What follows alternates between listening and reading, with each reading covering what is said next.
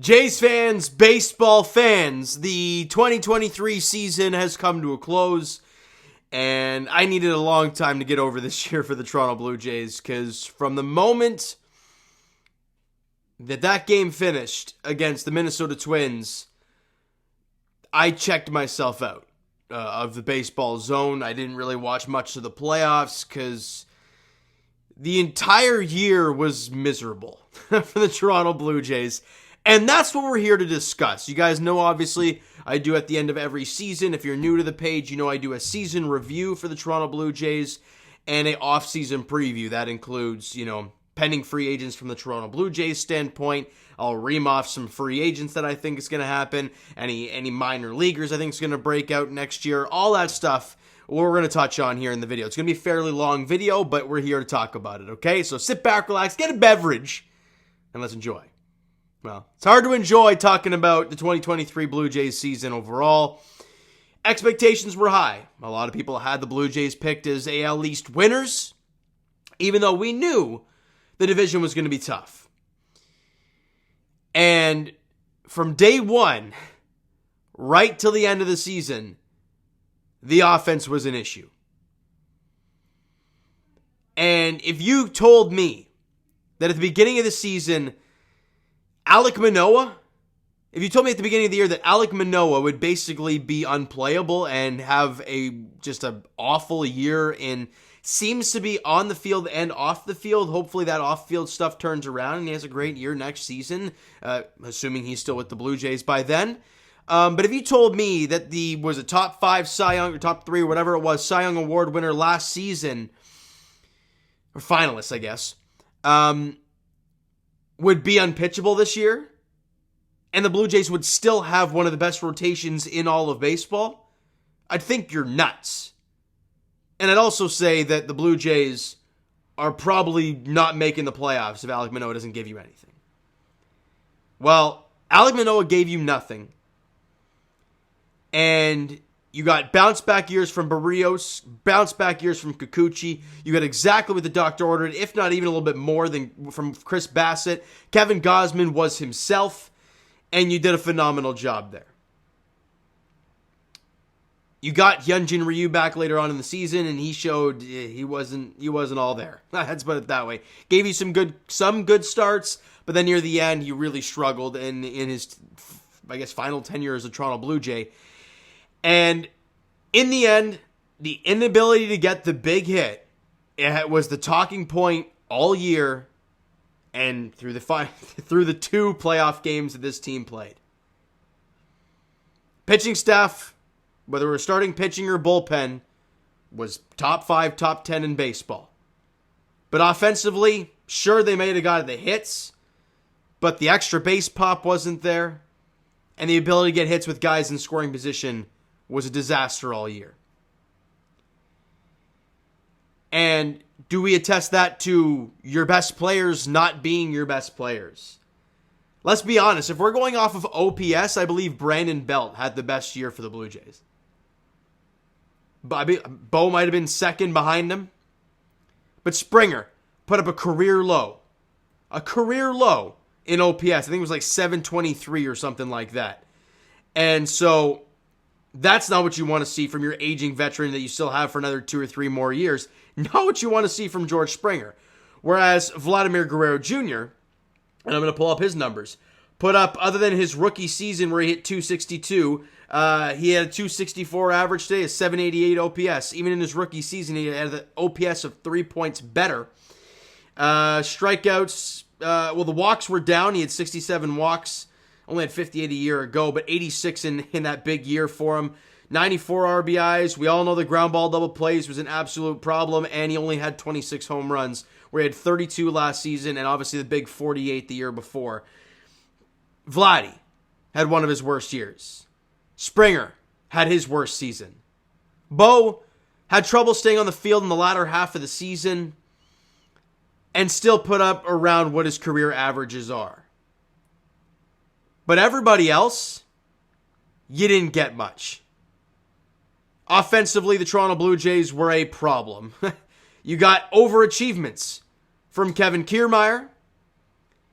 But then you look at the catching thing, and Danny Jansen once again cannot stay healthy. He played 86 games, which feels great. Had a 786 OPS, which was phenomenal, but couldn't stay healthy down the stretch. Alejandro Kirk, other than a couple months in his first big league season, he hasn't really done a whole lot for this team offensively. And watching Gabriel Moreno and Lourdes Gurriel Jr. do what they did in the postseason makes every Jays fan cringe to no end. And we'll get to the guy they traded for. They got from the Diamondbacks in a second. Kevin Biggio had a little bit of a resurgence, I guess. Had a great second half. But in the playoffs, like everybody else, was no good. Espinal, I would be shocked if he's on the roster next year. Davis Schneider was great for a stretch and then couldn't hit a baseball. And then we get to Dalton Varsho. The one that pained Blue Jays fans when it happened. I believe it was it December of 2022? When they made the trade with the Arizona Diamondbacks, sending number one prospect Gabriel Moreno and Lourdes Gurriel Jr. to the D-backs in exchange for Dalton Varsho. Well, Dalton Varsho gave you exactly what you wanted defensively, but offensively, it was a painful watch. Will he get better? Only time will tell. But it was a painful watch for Dalton Varsho. If it wasn't a bunt single, it didn't feel like much was happening. A 220 average, an OPS of 677, 20 home runs is great, but a 677 OPS is painful. It really is.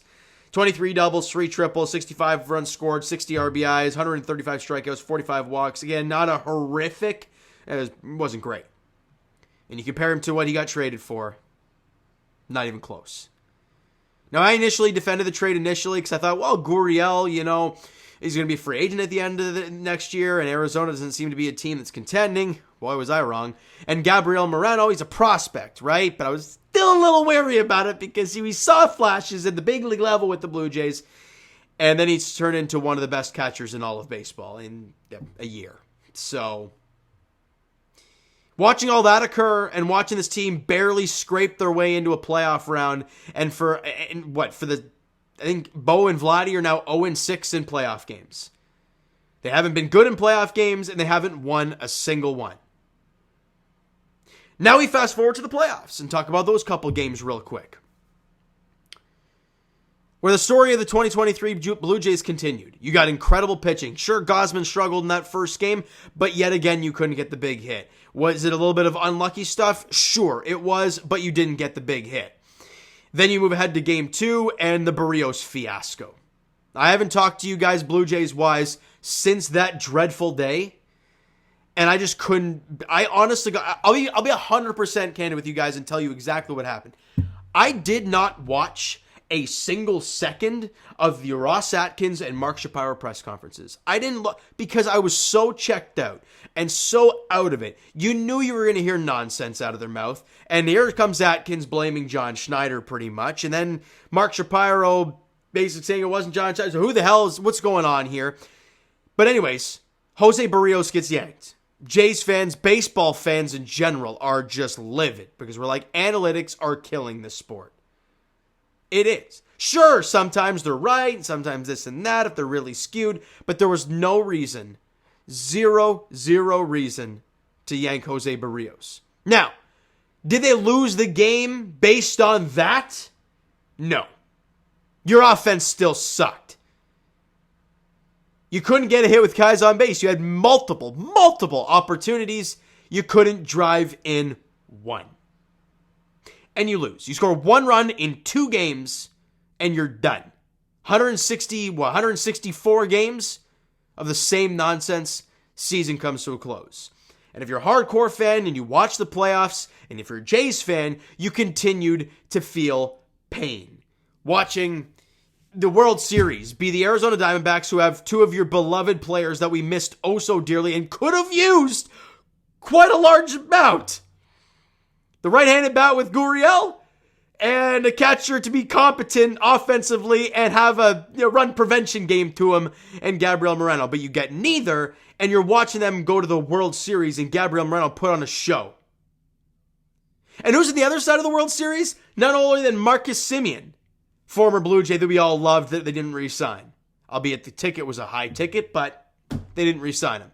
And oh yeah, by the way, the Texas Rangers, who Blue Jay fans are just, we're supposed to not like them because of the 2 playoff series that we had against them.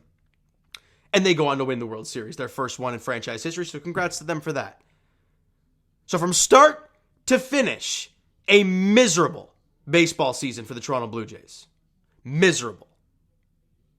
Now the offseason begins.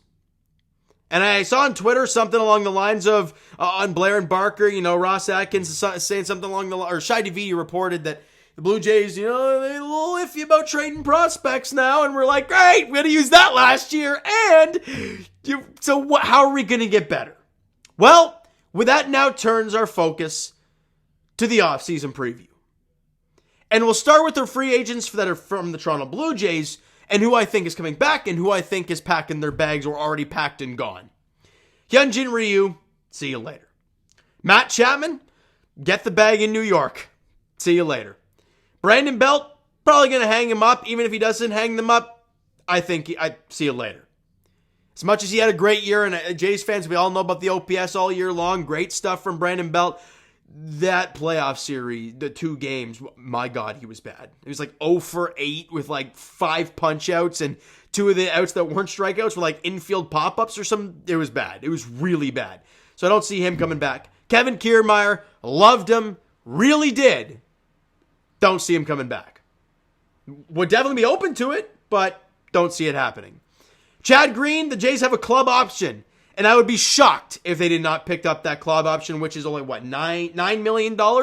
And you saw what he did later in the latter half of the season for this team in some pretty big moments. I was out there in Colorado when he had put up an incredible performance at Coors Field in the 8th or 9th inning of a tight game with the only game I saw that they won. So I'll be shocked if they don't pick up that club option.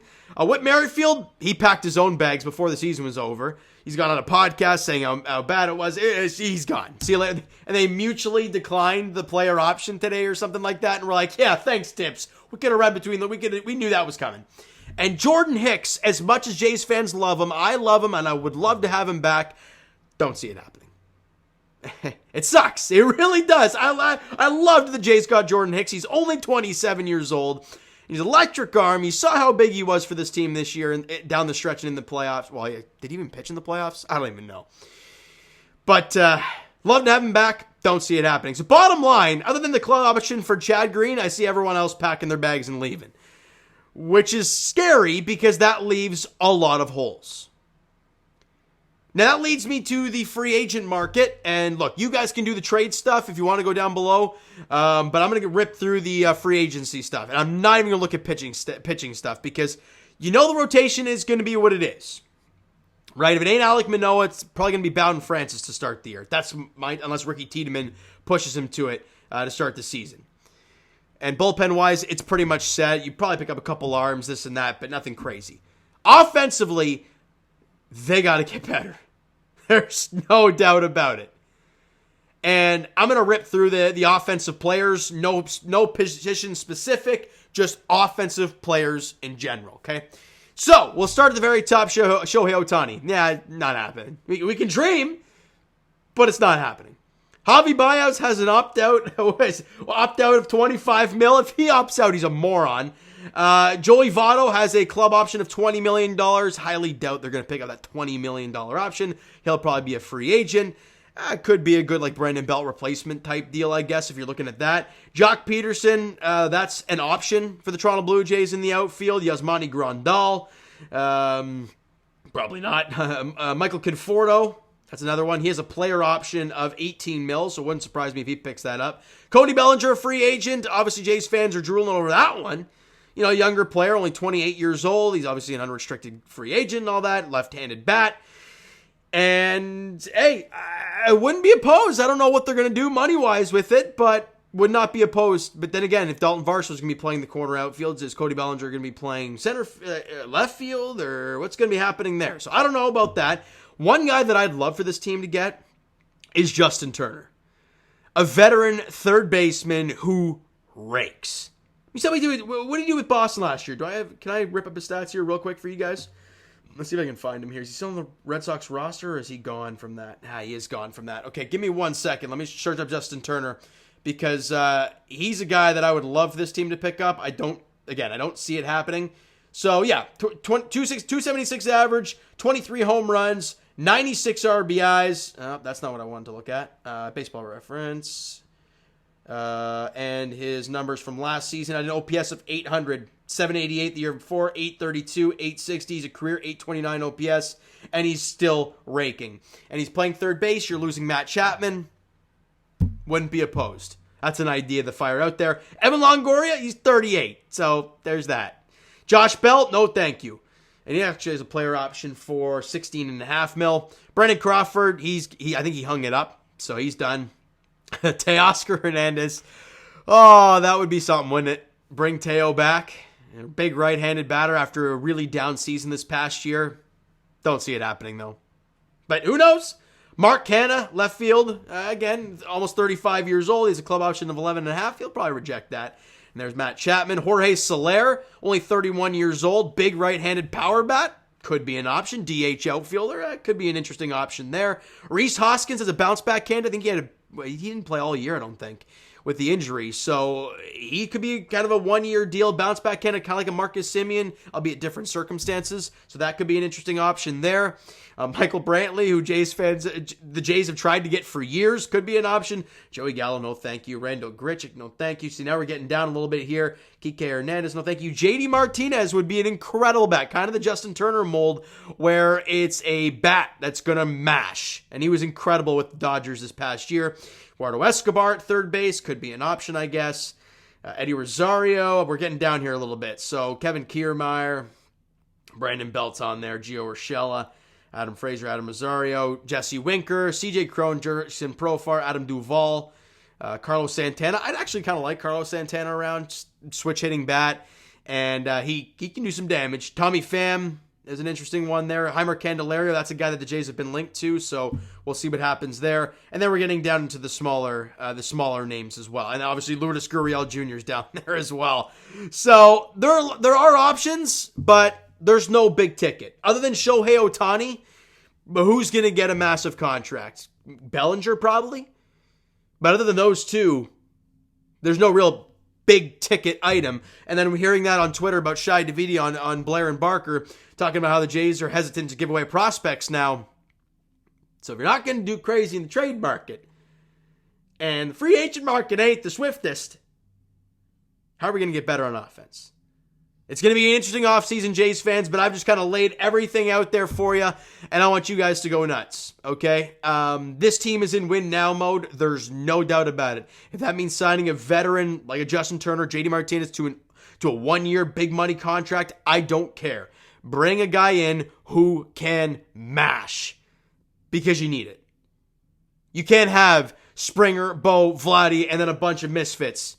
No offense to those guys, but watching at times this year, the Jays lineup, and you're like, oh yeah, Springer, Bo, Vladdy, and a bunch of guys hitting under a 700 OPS. Like, I'd rather not have that happen. Right? So that's kind of where we're at. They need to get better offensively. We all know it.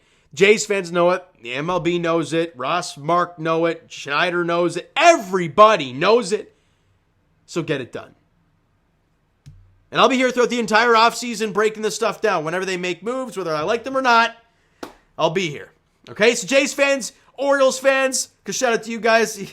We played the same amount of games this year. Or no, you guys might have played one more game, but same amount of wins. It sucks, doesn't it? It blows. Having a great season and then down in the playoffs.